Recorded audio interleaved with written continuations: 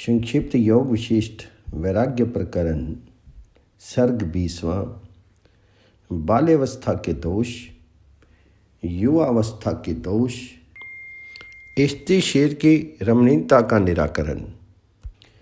श्री रामचंद्र जी कहते हैं, मुनीश्वर, असमर्था, आपत्तियाँ, तृष्णा, मूकता अर्थात बोल न सकना, मूढ़, बुद्धिता अर्थात बुद्धि के द्वारा कुछ जान न पाना, खिलौने आदि की अभिलाषा, चंचलता और दीनता आदि सारे दोष बाल्यावस्था में ही प्रकट होते हैं। बाल्यावस्था में पशु पक्षियों की सी चेष्टाएं होती हैं। बालक सभी लोगों के द्वारा तिरस्कृत होता है। बालकों की चपल चेष्टा मृत्यु से भी बढ़कर दुख देने वाली होती है। बाल्यावस्था में अज्ञानवश जल, अग्नि और वायु से निरंतर उत्पन्न होने वाले भय के कारण पग पग पर जो दुख प्राप्त होता है, वह आपत्ति काल में भी किसको होता होगा। बालक भांति भांति की लीलाओं, दुर्विलासों, दुष्चेष्टाओं तथा दूषित अभिप्राय में हठात प्रवृत्त होकर के बड़े भारी मोह में पड़ जाता है।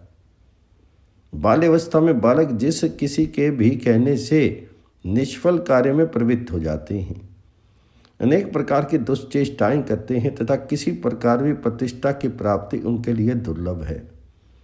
इस तरह मनुष्य का शैशव काल केवल गुरुजनों का शासन स्वीकार करने के लिए ही है, सुख और शांति प्रदान करने के लिए नहीं। जैसे उल्लू दिन में अंधकार से भरे हुए दूषित गड्ढों में छिपे रहते हैं, उसी प्रकार जो जो दोष, जितने दुराचार तथा जो जो दुर्लंघ दुश्चिंताएं हैं, वे सब के सब बाल्यावस्था में ही जीव के हृदय में छिपके बैठ जाते हैं। ब्राह्मण, जो लोग बाल्यावस्था बड़ी रमणीय है ऐसी कल्पना करते हैं, उन सब की बुद्धि व्यर्थ है। उन हाचित मूढ़ बुद्धि लोगों को बारंबार धिक्कार है, जहाँ झूले के समान चंचल मन विविध विषयों के आकार को प्राप्त होता है तथा जो तीनों लोकों में अमंगल रूप है, वह बाल्यावस्था कैसी संतोषदायक हो सकती है। मुनि, सभी प्राणियों का मन अन्य सब अवस्थाओं की अपेक्षा और बाल्यावस्था में ही 10 गुना चंचल हो उठता है। मन स्वभाव से ही चंचल और बाल्यावस्था संपूर्ण चंचल पदार्थों में सबसे बढ़कर है। जहाँ उन दोनों का संयोग हो, वहाँ अंतःकरण में चपलता जनित अनर्थ से बचने वाला कौन है। बचपन और मन, ये दोनों सभी वृत्तियां व्यवहारों में सदा दो सहोदर भाइयों के समान दृष्टिगोचर होते हैं। इन दोनों की ही स्थिति ईशान भंगुर है। बालक कुत्ते के समान थोड़ा सा ही खाना देने या पुचकारने के में वश में हो जाता है और थोड़ा सा ही घुड़कने या छड़ी आदि दिखाने से बिगड़ जाता या डर जाता है। वह सदा अपवित्र स्थान में ही रमता या खेलता है। बाल्य अवस्था में प्राणी केवल दूसरों से डरता और खाता पीता रहता है। वह सदा दीन रहता है। देखी और बिना देखी सभी वस्तुओं की इच्छा करता है। उसकी बुद्धि और शरीर दोनों चंचल होते हैं। ऐसी बाल्य अवस्था को मनुष्य केवल दुख भोगने के लिए ही धारण करता है। निर्बल बालक अपने मानसिक संकल्प से जिन पदार्थों को पाने की इच्छा करता है, उन्हें ना पाकर उनकी बुद्धि सदा संतप्त होती रहती है और उसे इतना दुख होता है मानो किसी ने उसके हृदय में घाव कर दिया है। जब तक बाल्यावस्था रहती है, तब तक असत्य पदार्थों में ही सत्यता की बुद्धि बनी रहती है। हृदय में नाना प्रकार के मनोरथ उदित होते रहते हैं तथा अंतःकरण बड़ा कोमल होता है। अतः बाल्यकाल अत्यंत दीर्घ दुख प्रदान करने के लिए ही होता है, सुख देने के लिए नहीं। परम बुद्धिमान मुनीश्वर,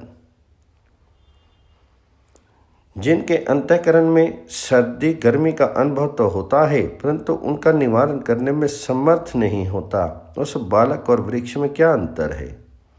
बाल्यकाल में गुरु से, माता पिता से, अन्य लोगों से तथा अपनी अपेक्षा बड़े बालकों से भी भय प्राप्त होता है। अतः बाल्यावस्था भय का मंदिर ही है। महामुनि, बाल्यावस्था में समस्त दोष दिशाओं द्वारा अंतःकरण दूषित होता है और बाल्यकाल अविवेक नामधारी विलासी का विलास भवन है। इसलिए इस जगत में ये बाल्यावस्था किसी के लिए भी पूर्ण संतोषदायक नहीं है। युवावस्था के दोष श्री रामचंद्र जी कहते हैं, महिषी, बचपन के बाद मनुष्य बाल्यावस्था के अनर्थों का त्याग कर भोग भोगने के उत्साह, भ्रांति अथवा काम रूप पिशाच से दूषित चित्त होकर नरक में गिरने के लिए ही यौवन आरूढ़ होता है। यौवन अवस्था में मूर्ख मनुष्य अनंत विलास चेष्टा वाले अपने चंचल चित्त की राग द्वेष आदि वृत्तियों का अनुभव करता हुआ एक दुख से दूसरे दुख को प्राप्त होता है। अपने चित्त रूपी बिल में स्थित हो नाना प्रकार की भ्रांति पैदा करने वाला काम रूपी पिशाच अपने वश में हुए पुरुष का बलपूर्वक तिरस्कार करता है। मुनि, युवावस्था में स्त्री, द्यूत और क्लय आदि दुर्व्यसनों को उत्पन्न करने वाले वे राग, लोभ आदि प्रसिद्ध एवं दुष्ट दोष वैसे काम, चिंता आदि के वशीभूत अंतःकरण वाले पुरुष को जो काम आदि में तन्मय हो रहा है, यौवन के ही सहारे नष्ट कर डालते हैं। जो महान नरक का बीज है और सदा भ्रांति पैदा करने वाला है, उसे यौवन के द्वारा जिसका नाश नहीं हुआ, वे मनुष्य दूसरे किसी से नष्ट नहीं हो सकते।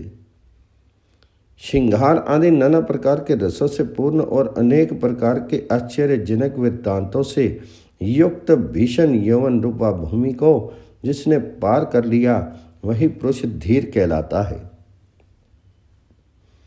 जो क्षण भर के लिए प्रकाशमान चंचल मेघों की गंभीर गर्जना, अभिमान पूर्ण वचन से व्याप्त और बिजली की तरह चमक करके लुप्त हो जाने वाला है, वे मंगल में यौवन मुझे अच्छा नहीं लगता।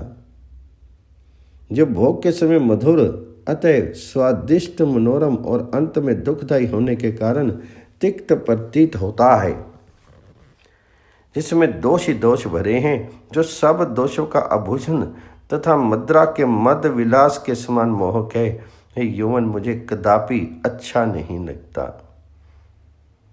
जो असत्य होकर भी सत्य सा प्रतीत होता है, शीघ्र ही धोखा देने वाला है तथा स्वप्न अवस्था में किए गए स्त्री सेवास के समान है, यौवन मुझे अच्छा नहीं लगता। ये क्षण भर के लिए सुंदर प्रतीत होने वाली संपूर्ण वस्तुओं में अग्रगण्य है, सारी आयु बीत जाने पर दिखाई देने वाले गंधर्व नगर के समान है। ये सब लोगों को क्षण मात्र के लिए मनोहर प्रतीत होता है, अतः ये मुझे अच्छा नहीं लगता। ये यौवन ऊपर से तो रमणीय प्रतीत होता है, किंतु भीतर से सद्भाव शून्य है, अतः वैश्या स्त्री का संग के समान घृणित होने के कारण मुझे रुचिकर नहीं जान पड़ता। जैसे प्रलय काल में सबको दुख देने वाले बड़े बड़े उत्पात सब ओर से उमड़ उठते हैं, उसी प्रकार युवावस्था में सबको कष्ट प्रदान करने वाले जो कोई भी आयोजन हैं, वे सब निकट आ जाते हैं। युवा अवस्था का मोह मंगल में आचार को भुला देने वाले और बुद्धि को कुंठित कर देने वाले ब्रह्म का अतिशय मात्रा में उत्पादन करता है। जैसे दावाग्नि वृक्ष को जला देती है, उसी प्रकार युवावस्था में जीव प्रीतमा के वियोग जनिक दुस्सह शोक अग्नि से मन ही मन जलता रहता है। जैसे अत्यंत निर्मल विस्तृत एवं पवित्र नदी भी वर्षा ऋतु में मलिन हो जाती है, उसी प्रकार परम निर्मल विशाल एवं शुद्ध बुद्धि भी युवावस्था में कलुषित हो जाती है। बहुत सी उताल तरंगों से युक्त भयानक नदी लांघी जा सकती है, परंतु भोग तृष्णा की चपलता से युक्त युवावस्था नहीं लांघी जा सकती। वह प्राण वल्लभा, वह सुंदर मुख कितना मनोरम है। युवावस्था में इसी तरह की चिंताओं से मनुष्य जर्जर हो जाता है। रजोगुण और तमोगुण से पूर्ण ये विषम यौवन रूप आंधी संपूर्ण सद्गुणों की स्थिरताओं को नष्ट करने में दक्ष है। मनुष्यों के यौवन का उल्लास दोष समूहों को जगाता और सद्गुण समुदाय का मूल उच्छेद करता है। अतः उसे पाप वैभव का विलास कहा गया है। शीर रूपी उपवन में उत्पन्न हुई यौवन की बेल बड़ी रमणीय है। वह जो जो बढ़ती या ऊंचे बढ़ती है, त्यों ही तो अपने से सटे हुए मन रूपी भ्रमर को उन्मत्त बना देती है। शीर रूपी मरुभूमि में काम रूपी घाम के ताप से प्रकट होकर भ्रांति रूप में प्रतीत होने वाली जो यौवन रूपनी मृग तृष्णा है, उसकी ओर दौड़ते हुए मन रूपी मृग विश्व के गड्ढे में गिर जाते हैं। ये युवावस्था देह रूपी जंगल में कुछ दिनों के लिए प्रकाशित होने वाली शरद ऋतु के समान है। लोगों, तुम इस पर विश्वास मत करो। जब जब यौवन अपनी चरम सीमा पर आरूढ़ हो जाता है, तब तब संताप युक्त कामनाएं केवल विनाश के लिए ही बढ़ने या नृत्य करने लगती हैं। ये राग द्वेष रूपी पिशाच तभी तक विशेष रूप से नाचते फिरते हैं जब तक कि यह यौवन रूपनी रात्रि पूर्ण रूप से नष्ट नहीं हो जाती। जो महामुग्ध पुरुष मोहवश क्षणभंगुर यौवन से हर्ष को प्राप्त होता है, वह मनुष्य होता हुआ भी निरा पशु ही माना गया है। जो मनुष्य अभिमान या अज्ञान के कारण मद उन्मत्त यौवन अवस्था की अभिलाषा करता है, उस दुर्बुद्धि को शीघ्र ही पश्चाताप का भागी होना पड़ता है। साधो, इस भूतल पर वे ही पुरुष पूजनीय और महात्मा हैं जो यौवन रूपी संकट से सुखपूर्वक पार हो गए हैं। बड़े बड़े मगरों से भरे हुए महासागर को सुखपूर्वक पार किया जा सकता है, किंतु विषय चिंतन आदि महातरंगों के कारण उमड़े हुए और दुर्गुण दुराचार रूप अनेक दोषों से भरे हुए इस नंदनीय यौवन के पार जाना बहुत ही कठिन है। ब्राह्मण विनय से अलंकृत श्रेष्ठ पुरुषों को आश्रय देने वाला, करुणा से प्रकाशित तथा शम दम क्षमा दया शांति संतोष सरलता आदि विविध गुणों से युक्त उत्तम यौवन इस संसार में उसी तरह दुर्लभ है जैसे आकाश में वन। सर्ग 20 समाप्त। 21वें सर्ग में स्त्री शीर की रमणीयता का निराकरण। श्री रामचंद्र जी कहते हैं, मुनीश्वर, इधर केश हैं, इधर रक्त और मांस है। ये तो युवती स्त्री का शीर है जिसका हृदय विवेक से विशाल हो गया है।